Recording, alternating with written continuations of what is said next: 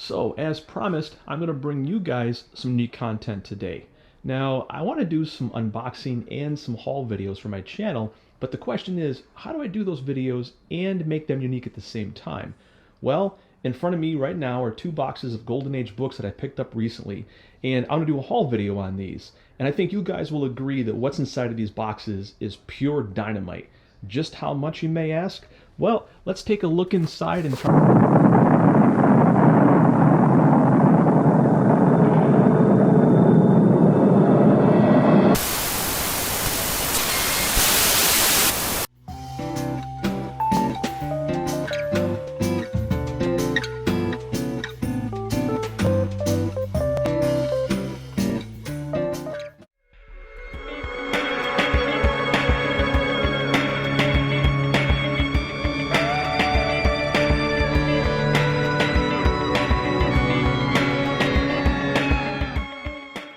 Okay, now that that mess has been cleaned up, welcome to the collective. My name is Mike, your host, and today we have a very special haul video. And as you saw in the clip, there is two boxes of Golden Age books that I picked up locally here a few weeks ago, and it's roughly 108 books, I believe.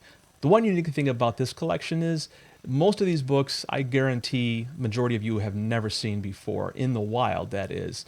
So I thought it'd be interesting to kind of make one of these little contests as we go through these books, and just like one of those Facebook memes where they have a list of like events or activities that maybe you've done or haven't done when you were younger, but basically take a point for every one of these activities that you have done and see who gets the highest score. Now in this case, I want you guys to watch this video, and for every one of these books that you've seen out in the wild, take a point. Now, in the wild could be either at a comic show or maybe you were looking at a collection that you were going to purchase. But basically, if you've seen one of these books, take a point, add them all up, and comment below. And I'm curious how many of you have seen more than a handful of these books, and we'll see who has the highest score.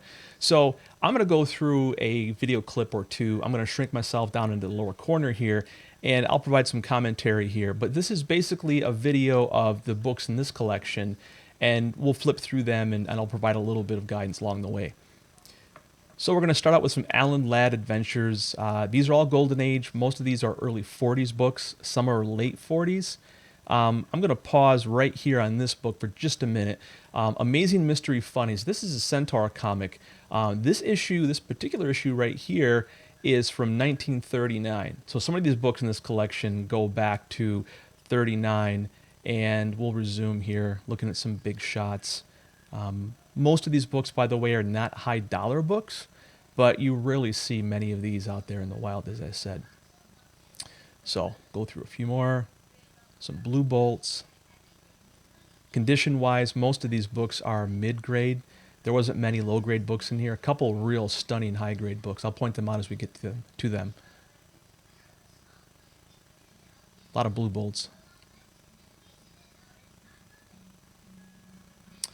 And some Bullet Man. I'm sure some of you have heard of Bullet Man. Issue number 9, issue number 10. Not sure why there's a flying dog on the front cover of that issue. Captain Marvel Adventures. These are pretty common. If you've seen any book, you've probably seen the Captain Marvel Adventure books.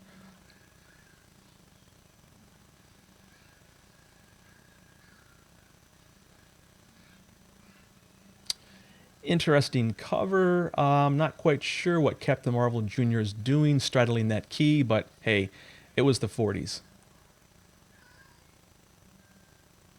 And the ever-present Classics Illustrated. Obviously, these were the lowest value books in this collection. There's always a few. Every time you find a Golden Age collection, you'll see a couple of these here and there. And Crackerjack Funnies. Now, this is a series that wasn't very expensive and still is not very expensive to collect, but these issues are scarce, and we'll talk about these in just a minute. Maybe not so much scarce as just you don't see them that often, or they're also not graded very often. I believe some of these, if not most of these Crackerjack Funnies, the number of issues on the CGC census are in the single digits. Now this is a sharp looking copy right here. Issue number 29. We'll get a close-up look at this one again, but yeah, this one's a stunner. I would say it's at least an 8, maybe a 8.5. Same with this issue right here. Another one, number 30, where just nice white cover. Very few flaws, very high grade, but not worth that much money. Maybe $100, $200. And it's kind of the beat up copy right there. The one Crackerjack Funnies just went by there. It's kind of low grade 2, maybe a 2.5. A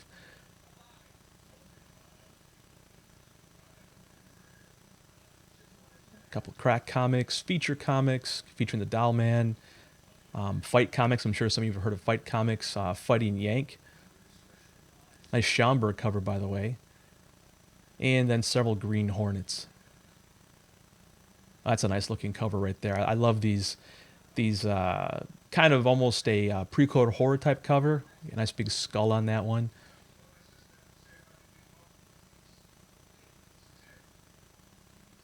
And we'll wrap up box number 1 here with a few Green Hornets.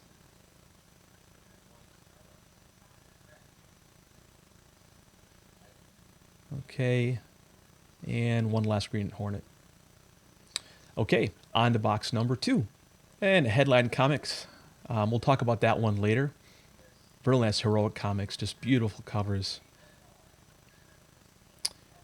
And a few hit comics starring Kid Eternity. This one right here is actually an Ohio pedigree copy, as you can see in the lower note there.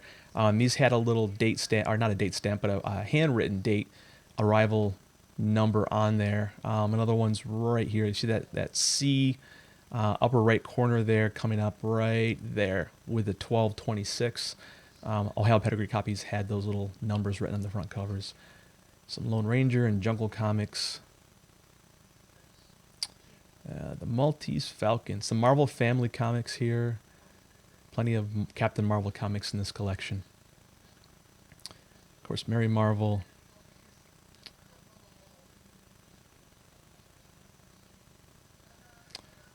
And some more Captain Marvel Jr. issues. Another, I don't know, these covers, Captain Marvel Jr. boy. Okay, this is a cool looking cover. I'm going to pause here just for a minute. So this cover has got this really cool, I think they're actually spacesuits, but it's kind of a robotish looking invasion force, Popular Comics number 52. Another early 1940s issue. Popular Comics starring Smiling Jack. This is another real gorgeous looking copy. Probably a 9 or a 9.2. Another nice copy of Popular Comics. Yeah, for this collection being, all Golden Age and roughly the same, 3 to 4 year time span, there's some really nice looking copies in this collection. Not a real dog in the bunch, except for 1 or 2 issues in the Crackerjack Funnies earlier on. Red Rider. Some nice looking Shadow Comics. These were kind of odd-shaped books, too. Shadow Comics weren't the normal size of Golden Age books, or even Silver Age for that matter. They were a little taller and quite narrower than most other comics of their era. I love these giant hand covers. There's that one, the one before, the giant green hand. This copy right here, Shadow Comics, is just absolutely drop-dead gorgeous. Volume 5, number 10, probably a 9.2. I mean, just almost flawless, except for a couple small spine ticks.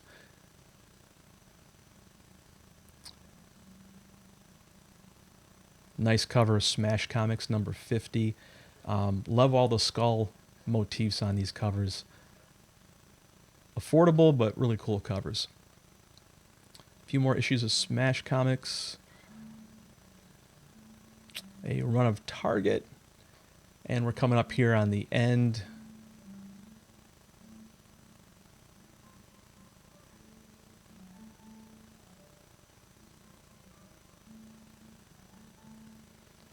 About 10 more books to go.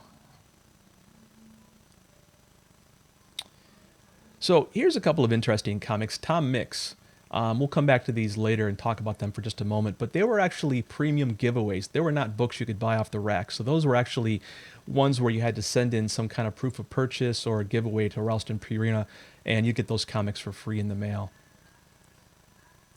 I rarely see those Tom Mix comics.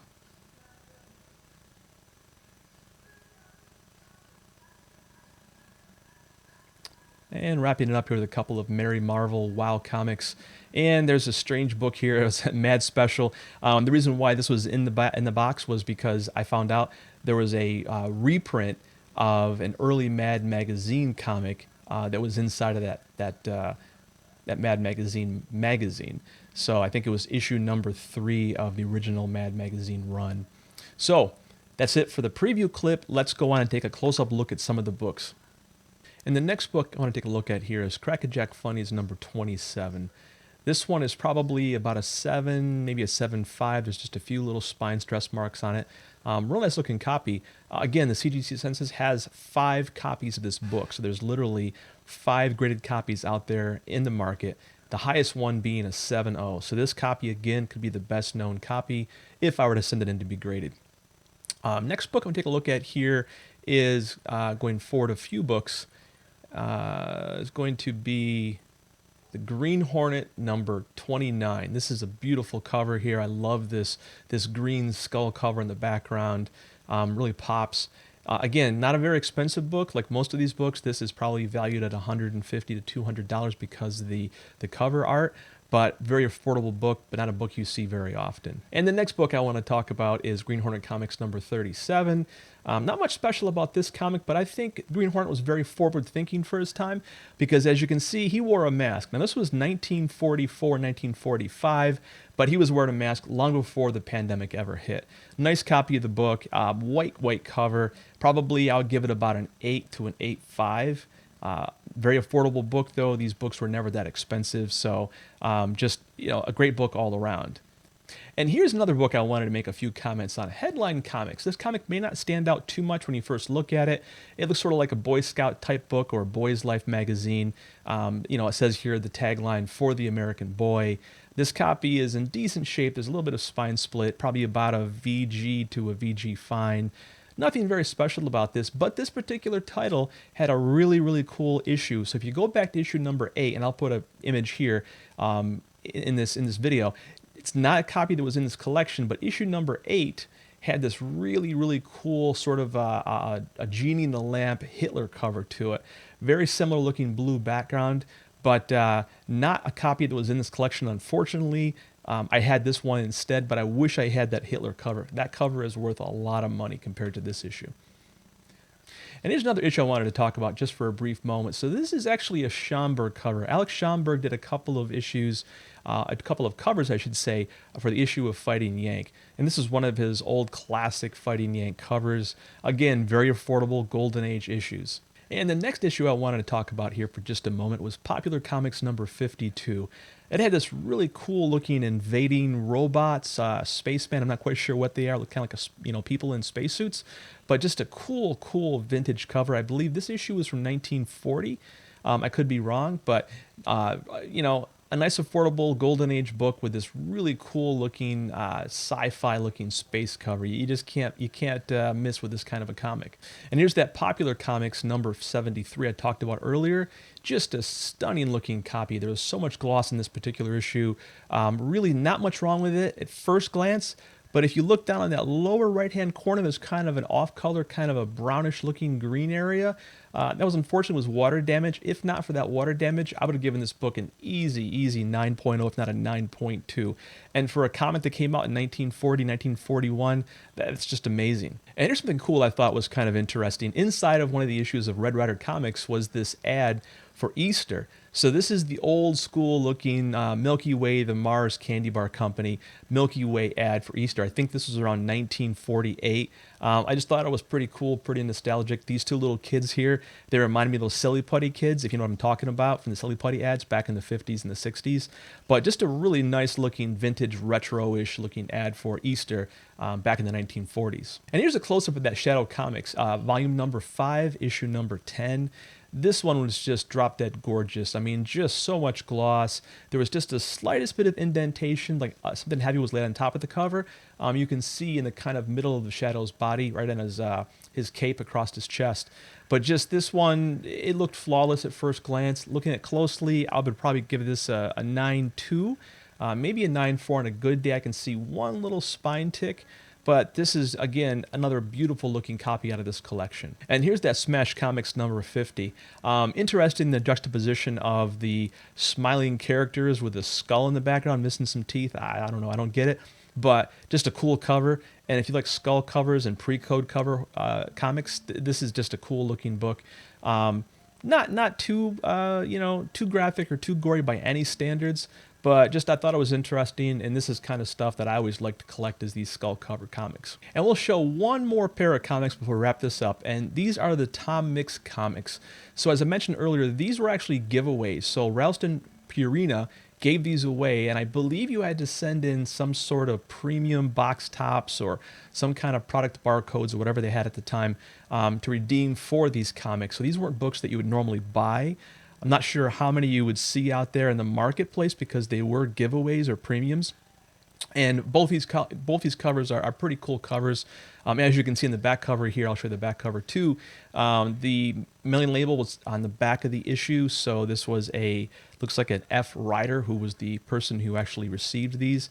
And the ad in the back actually shows you how you can get some of these comics by sending in the, looks like breakfast cereal box tops. And the other issue here shows a couple of guys in combat and a Jeep.